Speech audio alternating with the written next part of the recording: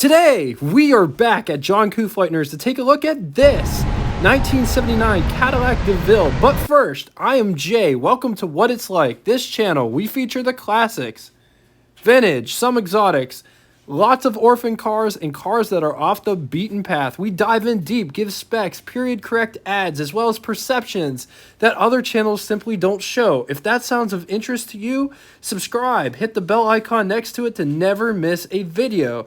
If you'd like to get in touch with me, leave me a comment in the comment section. I read every single comment posted.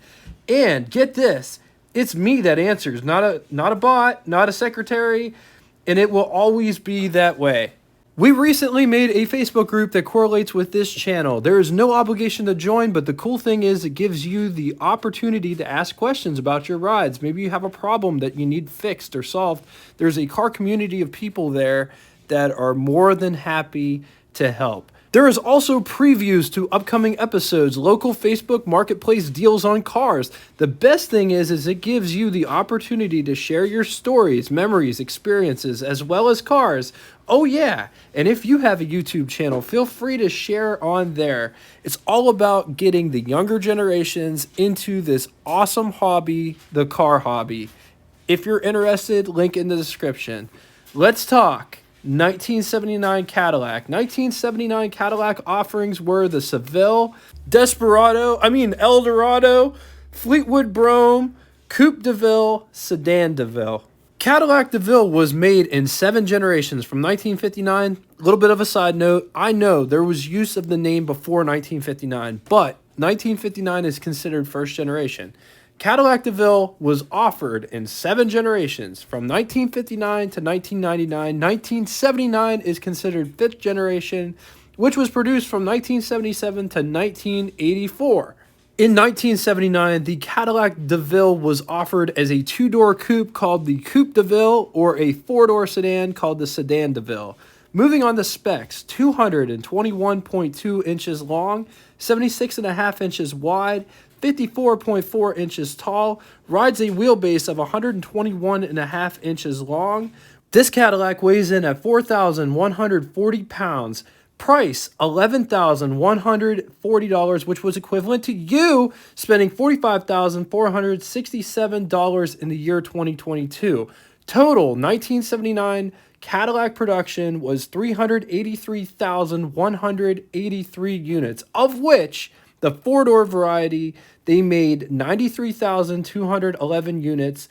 The 2-door Coupe DeVille, 121,890 units. And I said the 4-door variety first, the Sedan DeVille, because 9 times out of 10, companies, especially in the 80s, they produced way more 4-door cars than they did 2-door cars. The 2-door version of the Coupe DeVille outsold the 4-door version 2-to-1. Well, it was over that, but for basic math, oversold it 2-to-1. Let's talk engines. 4 different engine offerings for 1979 for Cadillac.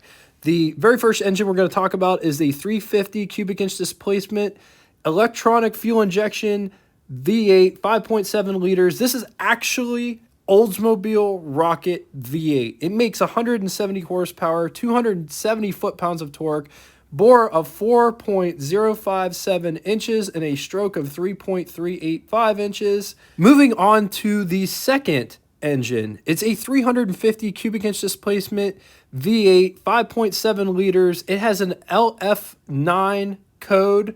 The previous engine that we just talked about has an L49 code. This engine is very unique in the sense that it's a diesel V8. It's also an Oldsmobile engine, but it uses diesel to power it. Makes 125 horsepower at 3,600 RPM, 225 foot-pounds of torque at 1,600 RPM, bore of 4.1 inches, stroke of 3.4 inches, compression 22.5 to 1, 5 main bearings, block/crankcase is made out of cast iron. Let's stop for a hot minute and talk about the Oldsmobile LF9 diesel engine, because on paper, and sometimes even looking back in hindsight, this engine looks like a magical piece of technology from the 70s. But I want to reiterate, this engine was very problematic. This engine and its gas-burning cousin look very similar on the outside, but inside they are two totally different animals. Inside the diesel version, the castings were thicker, much thicker, and heavier, with better quality of alloys used.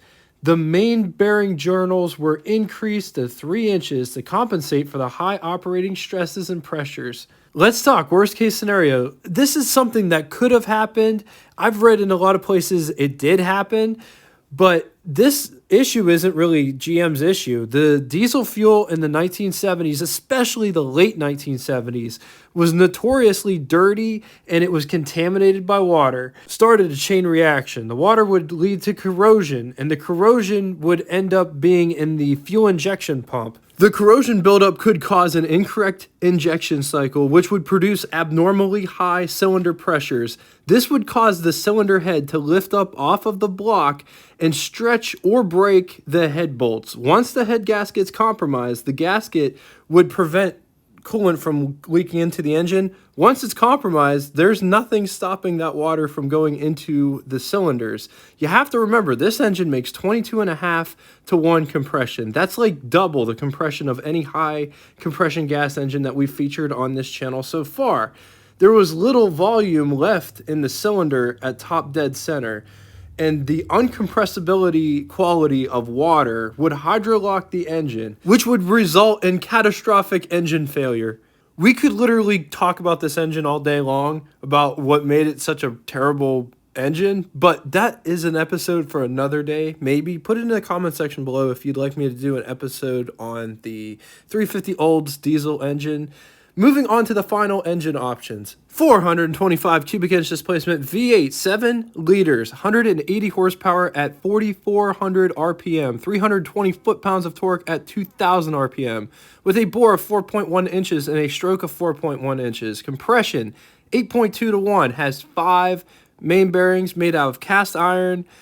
4-barrel carburetor is what it's fed with. The last engine, is a 425 cubic inch displacement V8, 7 liters, making 195 horsepower at 3,800 RPM, 320 foot-pounds of torque at 2,400 RPM. Bore is the same, 4.1 inches. Stroke is the same at 4.1 inches. Compression, 8.2 to 1, 5 main bearings. Block/crankcase is made out of cast iron.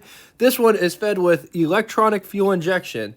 Only transmission on offer was a 3-speed turbo hydromatic, which was a column shift unit. Let's talk standard features. Automatic climate control, electrically tuned AM/FM radio, power steering, cornering lights, power disc brakes, which were on all 4 wheels, power antenna, power windows, 6-way power driver's seat, remote controlled driver's mirror. Moving on to options, not getting into all of the options, just the ones that stuck out. Electronic level control. This feature automatically adjusts the car to make it level. It was optional on the DeVille. 5.7 diesel V8, theft deterrent system, electronic fuel injection added to an engine, Astro roof, sunroof, vinyl roof, electronically controlled mirrors, as well as a thermometer at the bottom of the mirror. This package gave you electronically operating mirrors. I guess if you got the standard driver's side mirror, it was the toggle switch kind. I might be wrong about that. In the comment section below. Power reclining driver's seat, as well as power reclining passenger seat. All right, let's talk about this door. Notice that it's all framed out here. Nice door frame that goes around the whole entire door. Also notice that this door panel looks really incredible, because a lot of times, especially with Lincolns, but Cadillacs too, this area right here would be all cracked and flaky. There is none of that on this car. Power door lock switch there, windows. These are the seat controls. These are remote controlled mirrors, but they're electric operated. A lot of times it has just a toggle switch to control the mirror, but these ones are actually electric operated. Notice the temperature gauge here at the bottom of the mirror. It lights up at night. Super sweet feature. Coming down inside the pedal box down here, hood release is right here. This is the emergency brake pedal, gas pedal, CB radio, gotta have that. I turn the key to the on position and it has a nice little door chime. I close the door, turn the keys. Actually, I'm going to turn the keys off. Remember that noise? That's the noise that you used to get whenever you leave your keys in the car. That tells you that, hey, you left your keys in the car.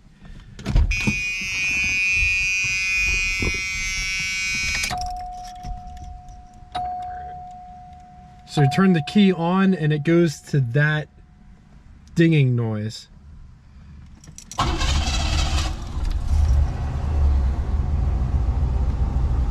So here's a switch back here, and this controls the telescoping steering wheel feature.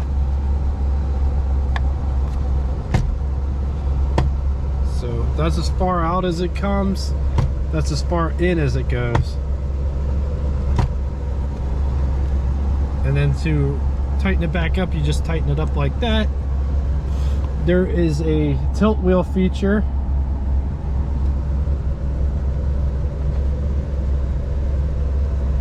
Just like that.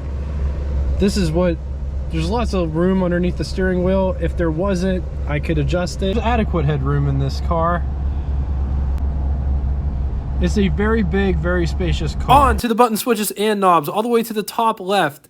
The windshield wipers, notice the speeds are off, then there's delay in the center, medium and high speed. The windshield washers is a button, notice that.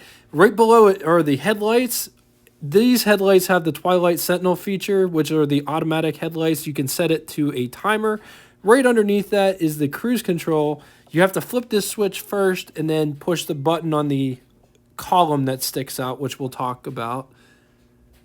Two stalks coming off the steering wheel column. In the background, that is for the tilt wheel. In the foreground, that is for cruise control. Moving to the instrument cluster itself, it's a long rectangular style. It goes up to 85 miles per hour. There's also an odometer as well as a tripometer in with the speedometer. Right below it at the drive select modes, park, reverse, neutral, drive, and low, and it's flanked on both sides by turn signal indicators. Moving to the center of the dashboard, there is a radio, and the radio has an 8-track player. Right below the radio with the 8-track player are the climate control settings. Just to the left of that, there's a little toggle switch that controls the passenger side mirror. It's electric operated. And to the right, there is a little toggle switch, and that controls the rear defroster. Here's what the over the hood impression looks like. It's got a nice masculine horn. No mirrors on the driver's side sun visor, but there is a courtesy mirror on this one, and it also has the lights. Goes to the idiot lights up at the top here. This one says stop engine oil press. Fuel gauge is right up in there. I don't know if you can see it. So let's check the glove box. Oh, there's the glove box. Look, the camera's already inside of it. This car's got power electric passenger side seats. Up, down, left, right, back, forward. All right, getting into the rear. This seat, you just slide it forward like that. That's how much access you have to get to the rear. This is me getting inside of the rear seat. Gotta duck and finagle your way back here. But once you're back here, there's a lot of room back here. There's as much headroom back here as there was in the front. I'm gonna pull the seat back. Put a nice handle here for you to do so. You got nice map pockets. There is a ashtray on both sides. There's ashtray and cigarette lighter. You know, gotta smoke it up back here. Opera windows, coat hooks, one on each side. There's nice lights back here. Another ashtray as well as cigarette lighter there as well. And just look at how much space I have between my knees. There is more room in the back seat of this car than there is in a 76 Eldorado or 75 Toronado. Just to give you an idea, giving you an idea of how much room is back here. Nice armrest there in the middle. Just check out this shelf that's back here. Just check out this trunk situation. Look at how big it is. Donut spare tire there. Carpet. It's the same carpet that Ford used in theirs. Just check out this feature. So this has a power pull down trunk.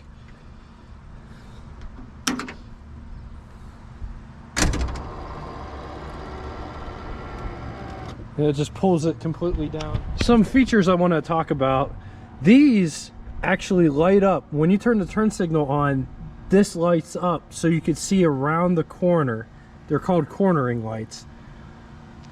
There's one on the driver's side as well as on the passenger side.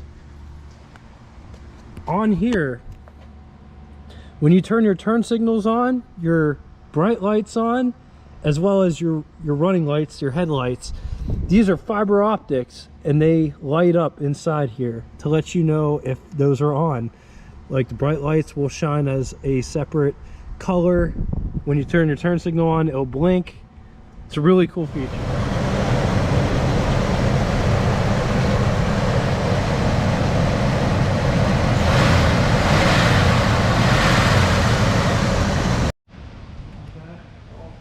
So just coming up underneath the 79 DeVille, just look at this undercarriage.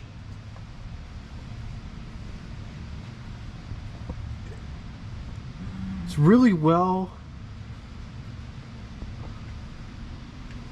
It's a really well preserved undercarriage, all things considered.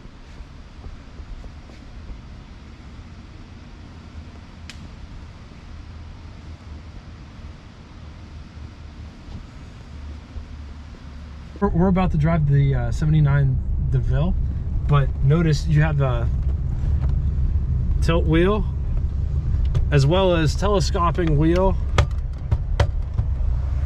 So set it to the desired position. Good enough for me. Show them how to drive this. So you can put it in low and shift it manually if you want to.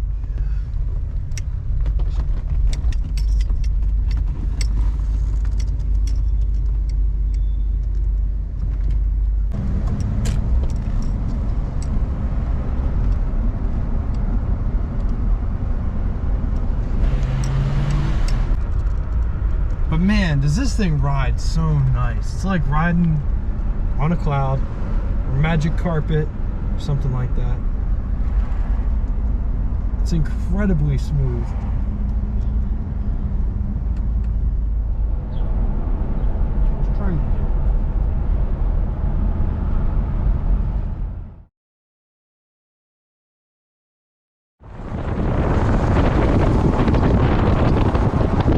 Let's talk for a minute about this ride. It's smooth as silk. It's super floaty. I will say the leather seats do not hold you in place like seats nowadays. Zach, he's the other guy that usually drives with me when we do these videos. He was laughing so hard because when he turned to the right, I went with him in the seat. This next point that I make is huge. The shifter goes exactly where the shifter should go. It's common in a lot of Ford products for whatever reason. The shifter does not line up to where the gear selection in which you want to be in. It might be right before reverse or right after reverse to actually go in reverse. This car, when your gear selector is on reverse, you are in reverse. It's a great feature that a lot of people take for granted. Our Cadillac has the carbureted version of the 425, and I floored it once, and we really didn't go anywhere. The car just lurched forward and got a little bit louder, but we didn't really accelerate in speed. On to the pros and cons. I usually get all of the pros and cons from this book I've had since childhood, the complete book of collectible cars, but This car isn't in that book, so I've come up with a list of my own pros and cons. On the positive side, these are still readily available. They're pretty affordable. They are really cool for what they were. Lincoln versus Cadillac, I'm not sure which one rides better. We're going to do a this versus that. This car versus a Mark V. I think that would be a really cool toss-up. Tell me what you guys think about that in the comment section below. On to the cons. It's big, even by today's standards. It's a really big car. It's heavy, so consequently thirsty. Stay very far away from that diesel engine variant. It was a more of a Seville engine, but it was an option for every Cadillac across the board. Just be aware of it. Stay away from it unless you know of its issues and know how to fix it. There is a cult following for that engine, but I think it's more problematic than it is good. But that's just me outside looking in.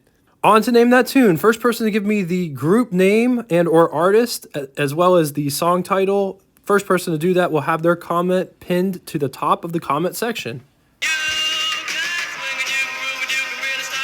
Thank you all so much for coming out and watching this. I appreciate all of the support. And until next time, toodle!